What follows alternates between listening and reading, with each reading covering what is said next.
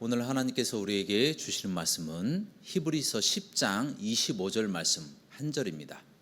히브리서 10장 25절 말씀 우리 다 함께 힘찬 목소리로 봉독하시겠습니다. 시작. 모이기를 패하는 어떤 사람들의 습관과 같이 하지 말고 오직 권하여 그날이 가까움을 볼수록 더욱 그리하자. 아멘. 오늘 말씀의 제목은 그날이 가까움을 볼수록입니다. 따라 하시겠습니다. 그날이 가까움을 볼수록. 그날이 가까움을 볼수록. 어제 설 명절을 맞이하여서 가족들이 한자리에 다 모였는데요. 그 자리에서 여러 가지 이야기들을 나누다가 부모님께서 이 호박 넝쿨에 관한 이야기를 하시더라고요. 호박 넝쿨이 스스로 동물의 손처럼 그렇게 움직인다고 말씀을 하시더라고요. 여러분 믿기십니까? 저도 안 믿었어요. 정말이냐고 몇 번을 확인했어요.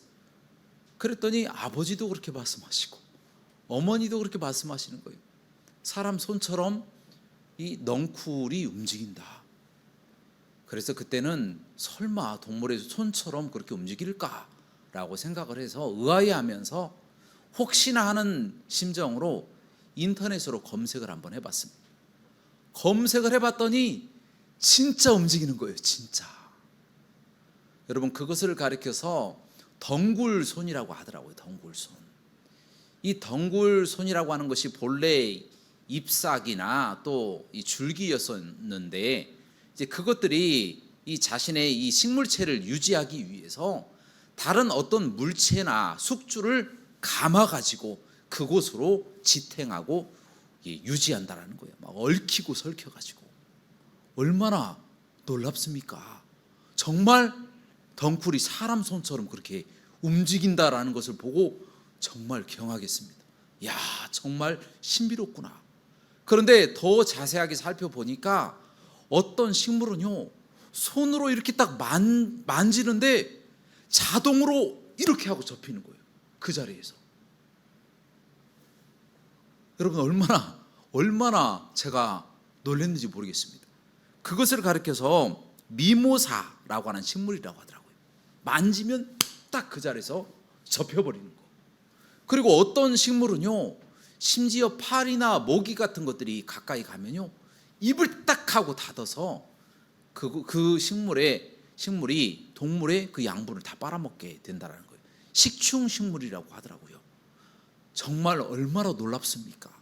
그런 것을 보면서 정말 하나님께서 만들어 주신 이 세계가 정말 신비롭구나 이런 생각을 많이 했습니다. 그리고 한편으로 부모님을 잠시나마 의심하였던 제가 너무 부끄럽더라고요. 내가 하찮은 지식 가지고 조금 안다고 내 생각대로 부모님을 감히 판단하고 그것을 사실이 아닌 것처럼 그렇게 여기면서 나의 생각으로 없었을 것이다 라고 판단하며 성급하게 그렇게 판단을 내렸던 저의 잘못을 회개하게 되었습니다. 여러분 그런데요, 저 말고도 성경 말씀에 보니까 이런 실수를 하는 사람들이 종종 있더라고요. 여러분도 잘 아시는 이 빌립이라고 하는 사람이 있었어요. 예수님의 제자 빌립. 이 빌립이라고 하는 사람이 나다나엘이라고 하는 아주 충실한 사람에게 복음을 증거를 하는 겁니다. 그리고 내가 모세가 기록한 이 율법 속에 나오는 그 예수님, 선지자들이 그토록 우리에게 주장했던 그 예수님을 우리가 만났다. 그 예수님은 바로 요셉의 아들, 우리 예수님이시다. 빨리 한번 예수님 한번 만나보자 라고 이야기를 하니까 이 나다나엘이라고 하는 사람이 콧방귀를 끼는 겁니다.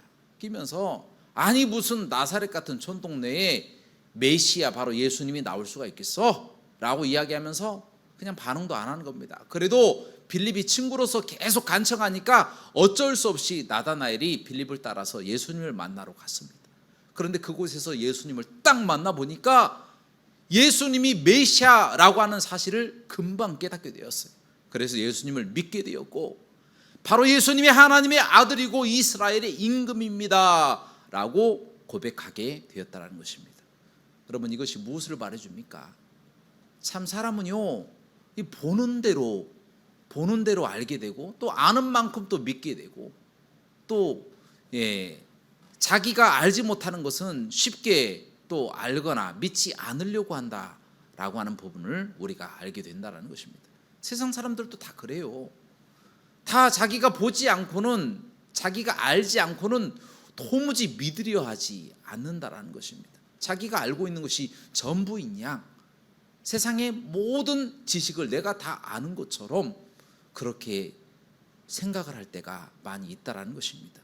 근데 그것을 조금 바꿔나가야 되는데 그 부분이 쉽게 바꿔지지 않는다라는 거예요. 자, 오늘 본문 말씀 보니까 또 그런 사람들이 나와 있습니다. 바로 그날이 가까움을 볼수록 모이기를 더 열심히 힘써야 되는데 모이기를 패해버리는 사람들이 성경 말씀에 나와 있다라는 겁니다. 물론 이 사람들이 그리스도인이라고 칭함을 받긴 하지만 실제로 예수님을 믿는지 교회를 다니는지에 관한 부분은 나와 있지 않습니다. 하지만 이들이 모이기를 패하는 데에 습관적으로 하고 있다. 다시 말하면 예배를 드리지 않는데 이들이 습관처럼 그렇게 빠지는 것이 그냥 습관화되어 있다, 이렇게 보여지고 있다는 것입니다. 예수님을 믿는지 안 믿는지 잘 모른다. 그렇다면 이 사람들이 왜 이렇게 그리스도인이라고 칭함을 받으면서도 예배 드리지 않고 도리어 이 모이는 것을 패하게 되었을까요? 이것이 바로 오늘 말씀이 우리에게 가르쳐주는 교훈입니다. 자, 첫 번째로 바로 그 이유는 따라하시겠습니다. 말씀을 모르기 때문이다. 그렇습니다. 말씀을 모르기 때문에 바로 그날이 가까움을 볼수록 더욱더 모이기를 패해버린다는 겁니다. 여러분, 마태복음 24장 4절부터 5절까지 말씀을 이제 볼 건데요, 예수님의 제자들이 예수님께 그 날에는 어떤 징조가 있겠습니까? 라고 묻습니다. 그러자 예수님께서 이렇게 대답하시는 거예요. 4절과 5절을 다 함께 봉독하시겠습니다. 시작. 예수께서 대답하여 이르시되 너희가 사람의 미혹을 받지 않도록 주의하라. 많은 사람이 내 이름으로 와서 이르되 나는 그리스도라 하여 많은 사람을 미혹하리라. 아멘. 자기가 그리스도라고 하는 가짜 그리스도가 많이 나온다, 이것이 바로 징조 중에 하나다라는 것입니다. 그 다음에 6절을 다 함께 봉독하시겠습니다. 시작. 난리와 난리 소문을 듣겠으나 너희는 삼가 두려워하지 말라. 이런 일이 있어야 하되 아직 끝은 아니니라. 난리와 난리 소문들이 나는 거예요. 막 전쟁과 막 기근, 그리고 세상이 뭐 어떤 홍수가 났다, 뭐 등등 기상이변, 이런 것들이 곳곳에, 세계 곳곳에서 막 일어나게 되어진다. 그런 소식들이 들려지면 이것이 그날이 오게 되는 징조다라고 예수님께서 말씀하신 겁니다. 자, 그 다음에 7절과 8절을 다 함께 봉독하시겠습니다. 시작. 민족이 민족을, 나라가 나라를 대적하여 일어나겠고 곳곳에 기근과 지진이 있으리니 이 모든 것은 재난의 시작이니라. 아멘. 민족과 민족이 민족을 대적해서 싸우고 나라가 나라를 대적해서 서로 싸우고 지진과 기근이 곳곳에 있을 것이라고 예수님께서 미리 징조를 통하여 우리에게 죄송합니다, 가르쳐주고 있다라는 것입니다.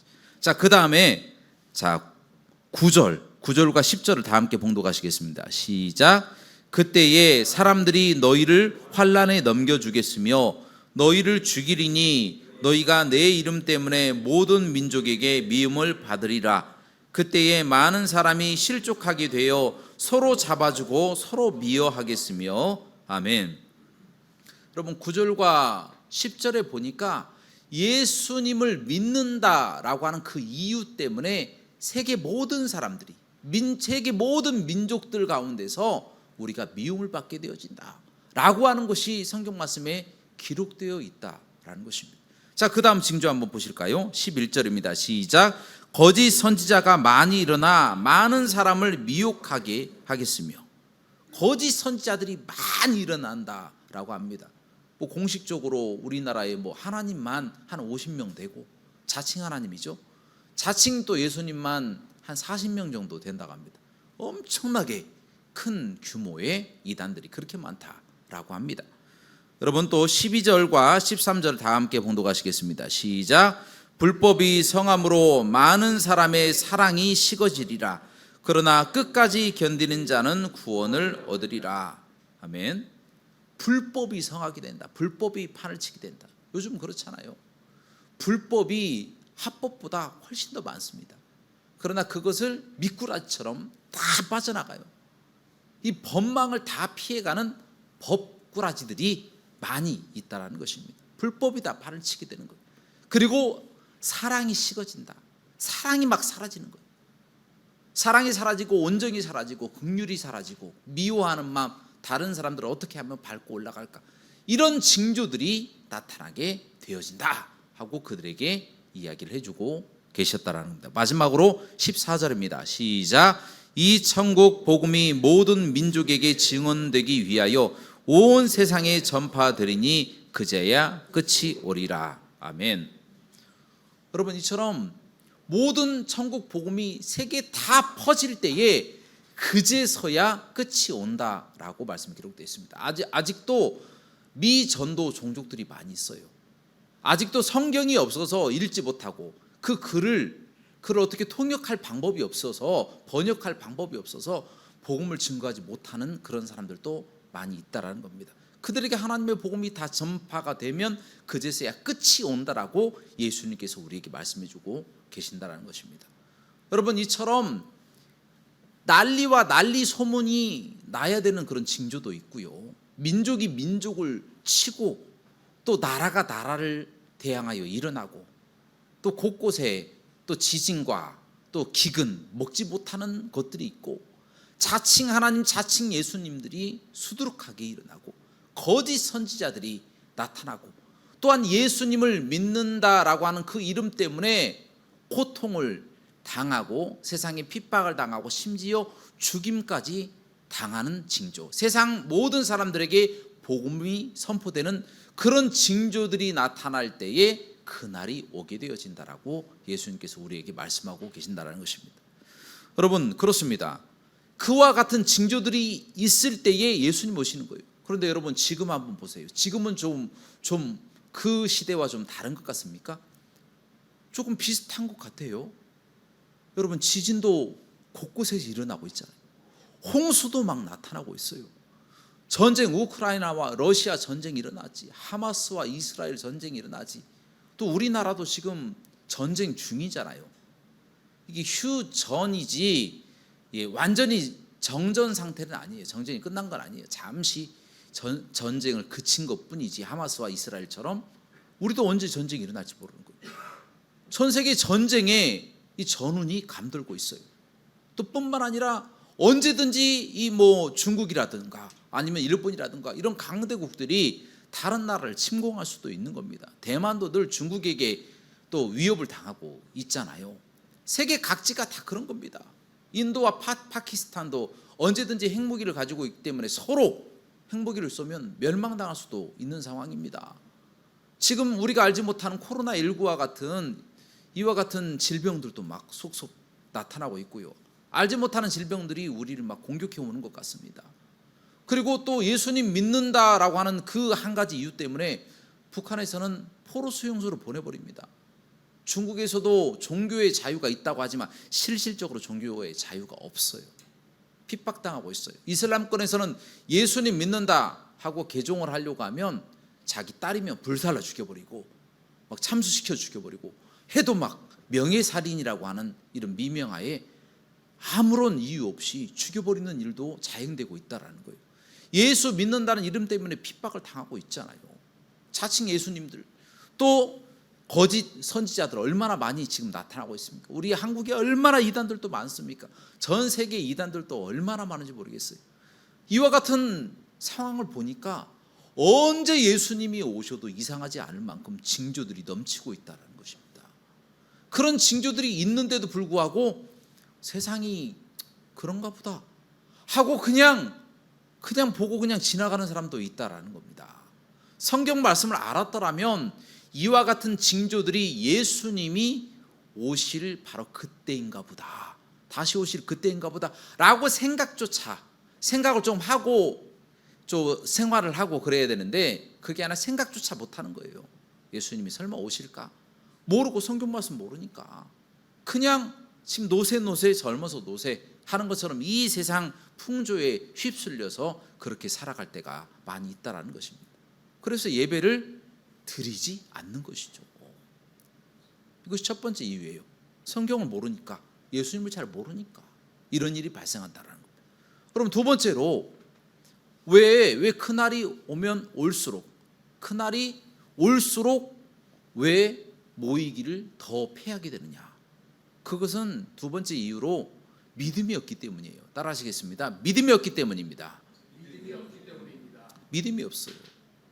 예수님에 대한 믿음도 없고 그날에 대한 믿음도 없다라는 겁니다. 무슨 이야기냐?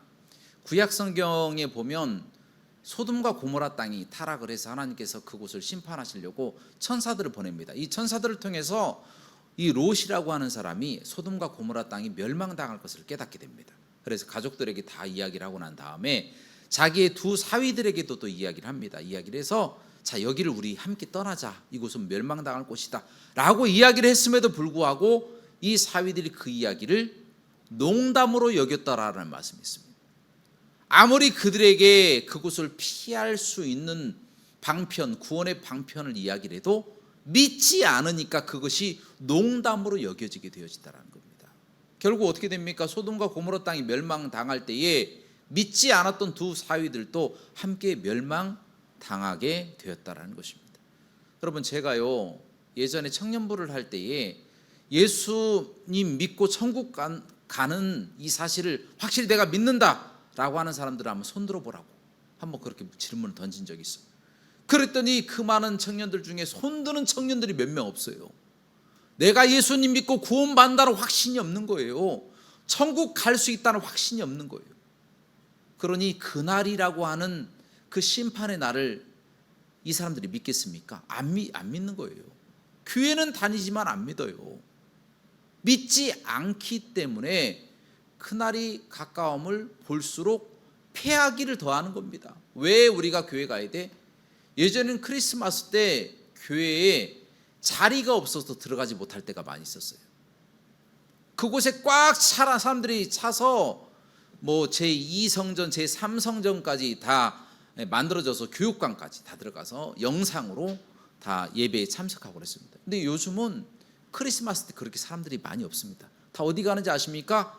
다 이태원 같은 데 가는 거예요. 이태원 가고 또 저기 해도 또 보러 가고 또 바다도 보러 가고 또 맛있는 것도 먹으러 가고 다 놀러 가고 다 흩어져 버린다는 겁니다. 왜냐? 예수님을 안 믿고 그날도 안 믿고 이루어질 것을 안 믿기 때문에 이와 같은 일들이 벌어지게 된다는 것입니다. 자, 마지막으로 그날이 가까움을 볼수록 더 패하기를 또 심하게 하는 사람들, 그런 사람들의 이유가 무엇일까요? 따라하시겠습니다. 두렵기 때문입니다. 다시 한번 따라하시겠습니다. 두렵기 때문입니다. 여러분, 오늘 본문 말씀이 기록된 그 시대가 AD 한 68년경이 되는데요.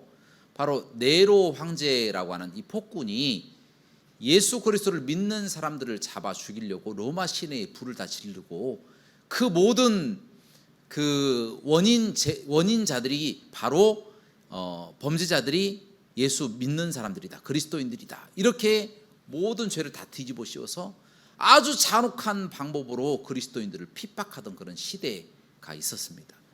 그와 같은 시대를 지나고 난 후에요, 히브리서가 기록된 이 시대가.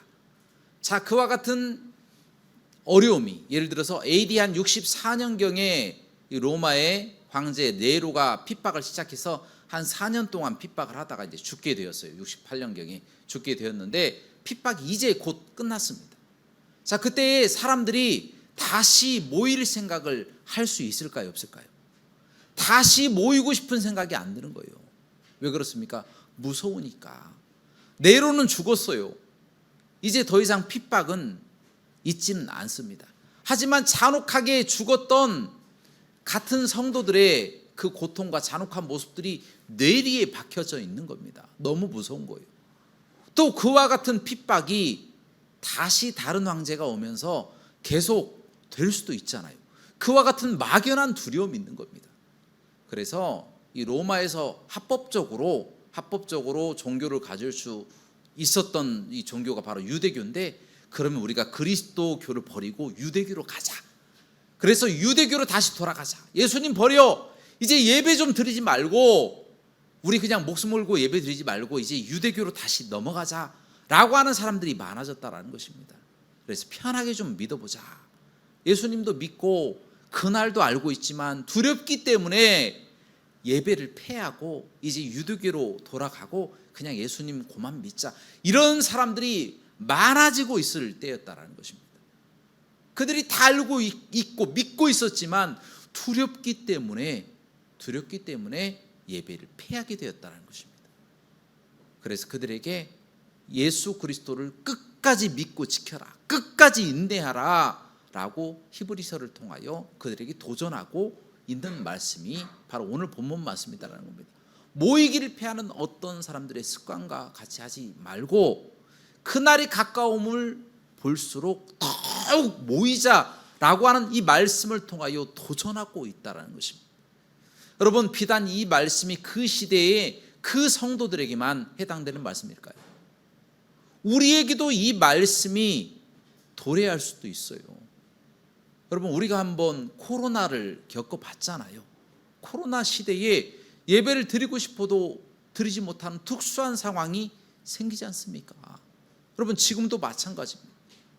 코로나와 같은 특수한 상황 말고도 정치적인 어떠한 문제로 인해서 우리가 예배를 드리지 못할 수도 있어요. 어떤 천재지변을 통하여 예배를 드리지 못하는 상황이 우리에게 도래할 수도 있다는 겁니다.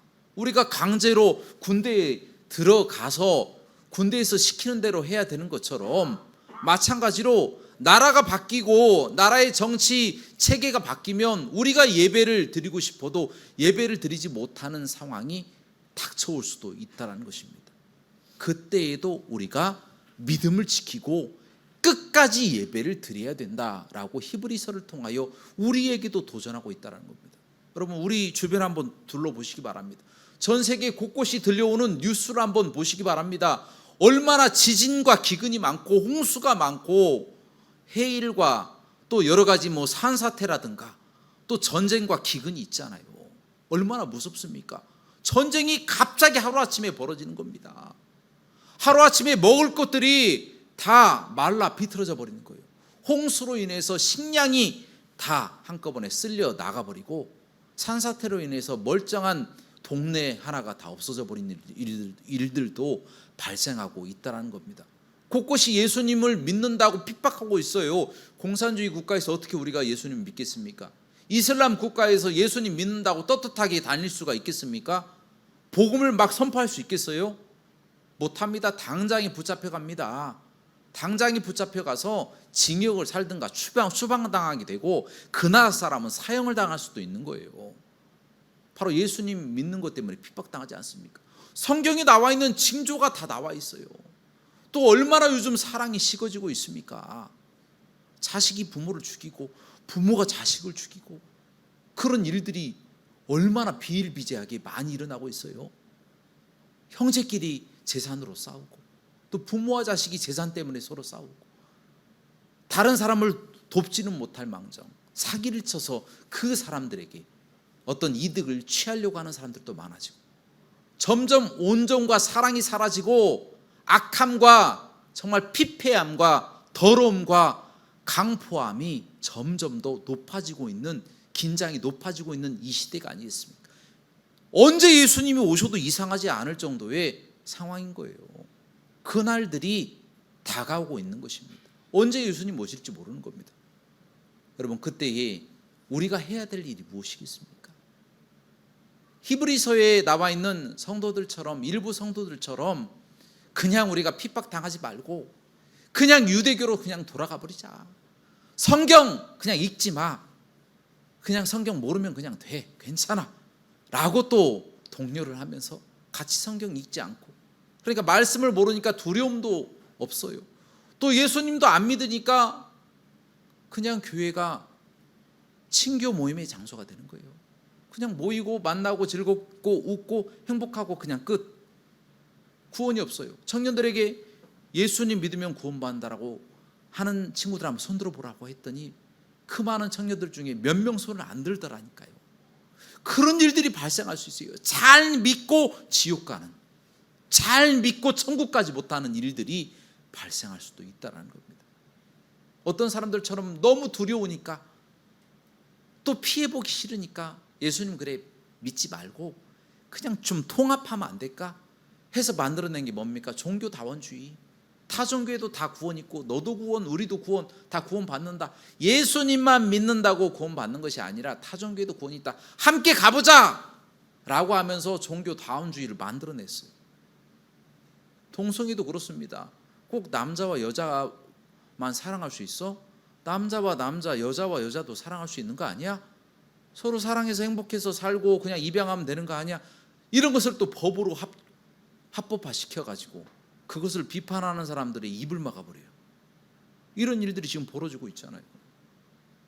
이런 때 우리가 해야 될 일은요, 예수 그리스도를 잘 믿고 예배를 꼭 참석하시기를 주님의 이름으로 축원합니다. 우리가 예배 참석하는 그 자체가 그 사람들에게 징조가 되는 겁니다. 아니 이와 같은 상황에서도 예배드리러 가네? 믿는 사람들의 정체는 도대체 뭐야? 바로 우리가 예수 그리스도의 편지가 되는 겁니다. 예수 그리스도의 향기가 되어서 그들에게 우리는 이와 같은 상황에서도 예배합니다. 이와 같은 상황에서도 예배하고 찬양하고 교회 갑니다 라고 하는 것을 보여줘야 된다는 겁니다. 그것을 통하여 많은 사람들이 도전을 받게 되고 예수 믿는 사람들은 저렇게 어떠한 상황에서도 하나님께 예배하는 사람들이구나 라는 것을 깨닫게 만들어줘야 된다는 것입니다. 그래서 우리가 세상의 빛과 소금이 되어서 많은 영혼들을 주님의 전으로 이끌 수가 있는 것이고, 우리 또한 이 어려운 상황, 이 어려운 고난의 세대라고 할지라도 롯처럼 천사 2명을 통하여 그 롯과 그 가정이 구원받은 것처럼 모든 어려움에서 우리를 건져주시고 가장 좋은 길로 우리를 인도하신다는 것입니다. 이와 같은 삶을 살아가시는 저와 여러분들 되시기를 주님의 이름으로 축원합니다. 함께 기도하시겠습니다. 사랑과 은혜가 풍성하시고 자비로우신 하나님 아버지, 그날이 다가옴을 볼수록 우리가 더 모여야 한다, 그렇게 권해야 한다라고 말씀이 기록되어 있습니다. 저희도 정말 때가 가까움을 볼수록 더 모이기를 힘쓰며 찬양하고 예배하고 기도하고 다른 사람들에게 본이 되고 빛과 소금이 되어서 많은 사람들에게 예수님의 편지로, 예수님의 향기로 우리의 삶을 나타낼 수 있도록 인도하여 주옵소서. 모든 영광 하나님께 돌리기를 원하며 예수 그리스도 이름으로 기도하옵나이다. 아멘.